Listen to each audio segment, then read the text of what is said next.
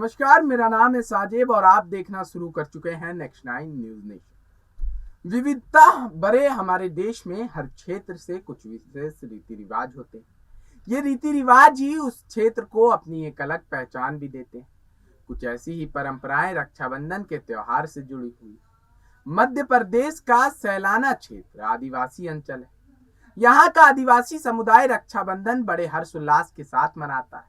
यह त्योहार एक दिन का नहीं बल्कि लगभग 3.5 महीने तक मनाया जाता है। जी हाँ, बिल्कुल सही सुन रहे हैं, 3.5 महीने तक मनाया जाता है। यहाँ के लोगों के लिए रक्षाबंधन श्रावण की अमावस्या से शुरू होकर कार्तिक सदी 14 पर जाकर खत्म होता है।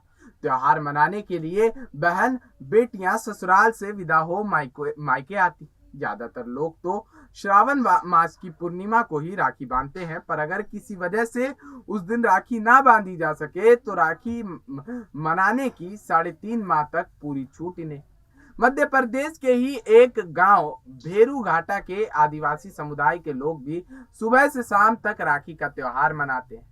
वो किसी एक शुभ मुहूर्त को ना मानकर पूरे दिन राखी बांधते हैं और शाम को परिवार के सभी लोग घर के दरवाजों पर खाट, हल व खटिया लगाकर व अन्य कृषि औजारों पर और पशुओं पर राखी बांधते हैं। शादी के बाद जब बेटी पहली राखी बेचती है तो मायके से 40-50 लोग उसे मायके लाने जाते हैं और उनके ससुराल पहुंचते हैं, जहां सभी के भोज का इंतजाम भी किया जाता है। इसे पाली लेकर जाना कहते हैं।